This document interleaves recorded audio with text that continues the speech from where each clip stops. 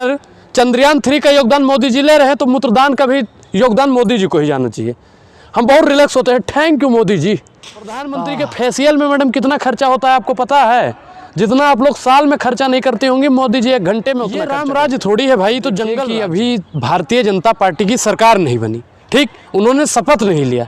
उससे पहले उनके ये तेवर हैं, सरकार बनने के बाद में क्या तेवर होंगे ये राजस्थान की जनता को समझना बहुत। अनुराग, अभी जो नए नवेले एमएलए हैं हवा महल से बाल मुकुंद आचार्य कह रहे गोश्त की दुकान नहीं खुलने दूंगा बिना लाइसेंस। मैडम देखिए कि अभी भारतीय जनता पार्टी की सरकार नहीं बनी, ठीक, उन्होंने शपथ नहीं लिया।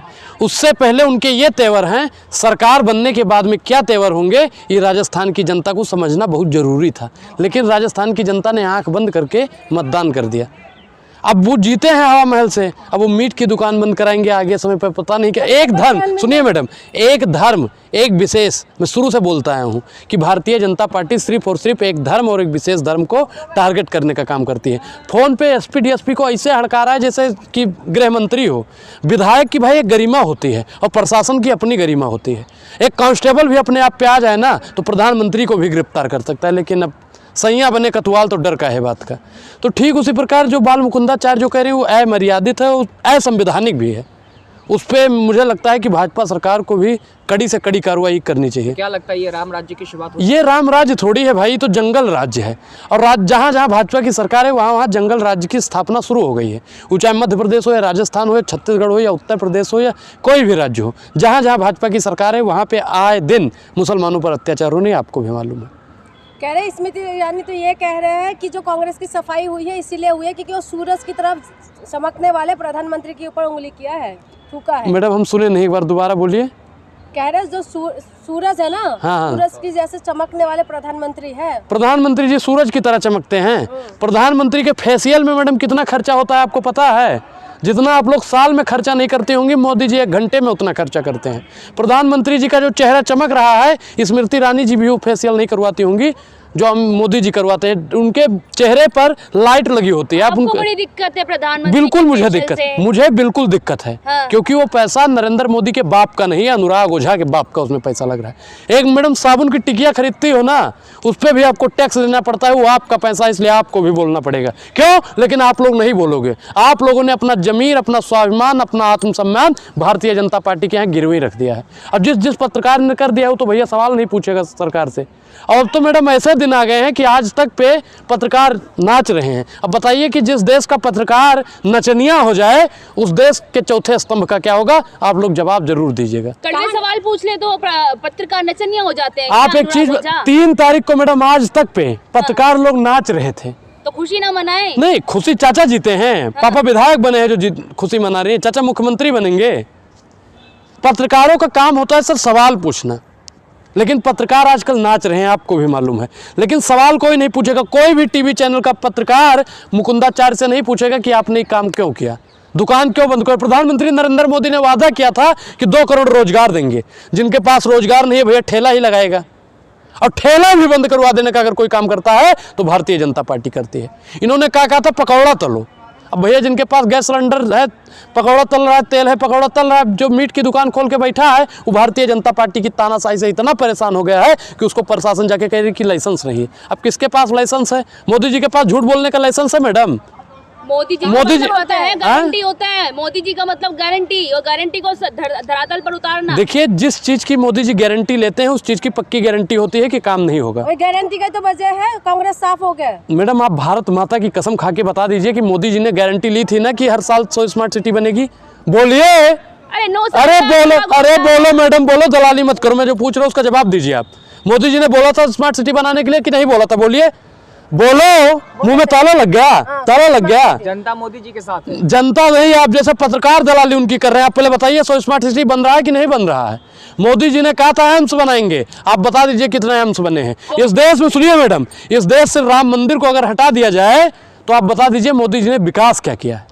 कोई पत्रकार अगर विकास का मतलब मुझे बता दे तो मैं आज से बोलना छोड़ दूंगा। बताओ कोई विकास का मतलब? विकास किया? अरे 10 लोग खड़े हो, कोई विकास का मतलब नहीं गिनवा पाते हो, ये देश का दुर्भाग्य है। विकास का मतलब है शौचालय बनाया है।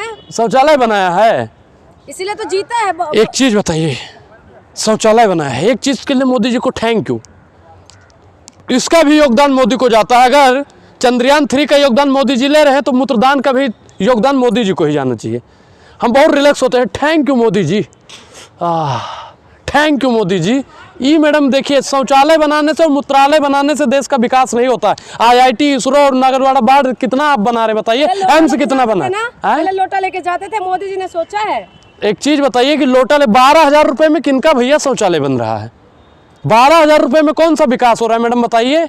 शिक्षा के लिए इतना पैसा आता है फिर भी शिक्षा पे टैक्स लगाया जाता है। धर्मेंद्र प्रधान जी से आप सवाल पूछिए, बोलिए। अरे अच्छे दिन आ गए अनुराग ओझा, देखिए। हाँ, अच्छे दिन जवार कट पहन रहे हैं आज। क्या चीज? देखिए, जवार कट पहन रहे हैं आज। अच्छे देखिए, दिन आ गए। अच्छे दिन आए हैं कितना वो हमको मालूम है, लेकिन आपके कितने अच्छे दिन आए हैं वो देश की जनता को भी मालूम है। जो पत्रकार विकास का मतलब न गिनवा पाए उसके हाथ में माइक शोभा नहीं देता है मैडम। अनुराग जी, राजस्थान के जयपुर में करनी सेना के अध्यक्ष की हत्या, ये देखिए जंगल राज की शुरुआत है।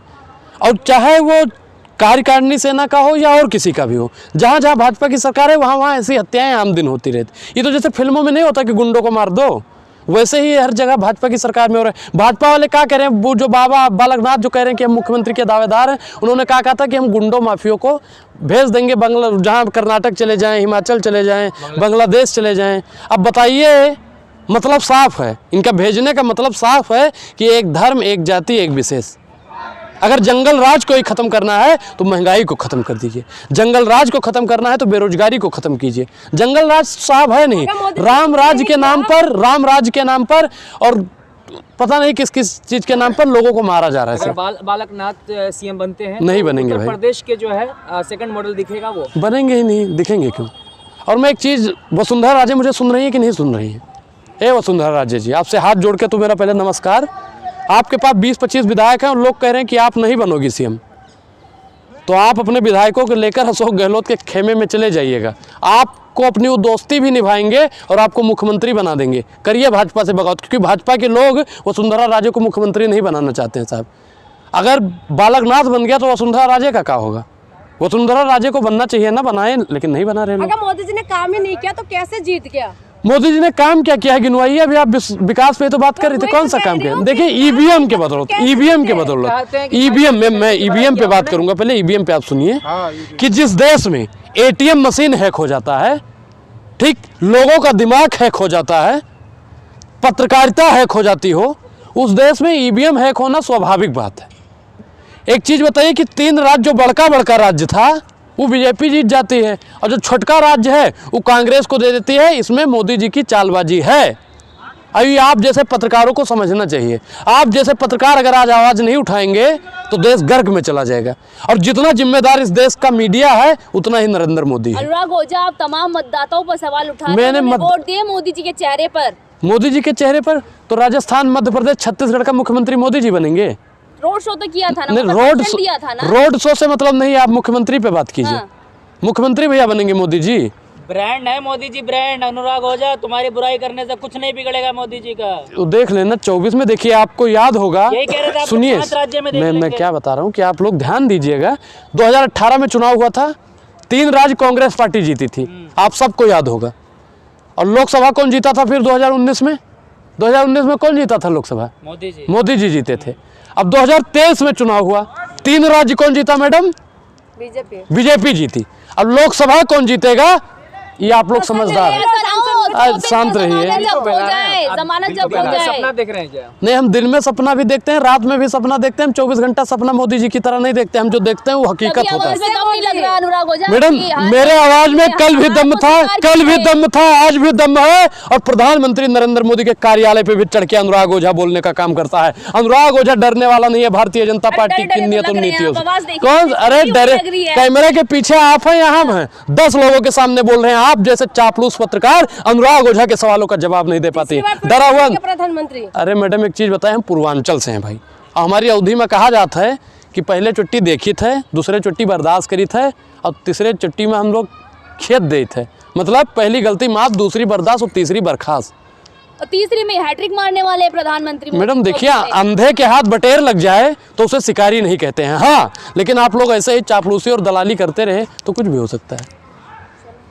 क्या लग रहा है, कांग्रेस छूमंतर? नहीं, बीजेपी छूमंतर 24 में हो